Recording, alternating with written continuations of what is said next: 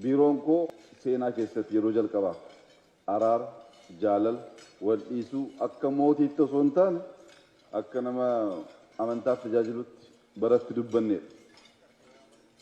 Meebii namoonni baay'ee Daani'el Kibrat biiroo koo waan jiruuf isaa wajjin wal qabatee naannoo musliimaa wanti ka'u baay'ee jira. Ana man beekutti qulqulleessuudha yaaleen jira. Yaanni ati yaadde sun dhugaa natti fakkaata. Ijoollee musliimaa wajjinis babbeekamoo barsiisota musliimaa kan ta'an wajjinis ilaallee jirra. Dubbiin akkasii miti. Obsaan laaluun gaariidha. Itti namanumaan. Dhagaheen jira. Qulqulleesseen jira.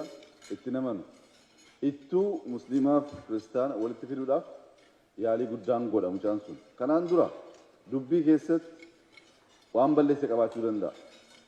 Amma biiroo koo godhee jirutti garuu wanta akkasii hin jiru.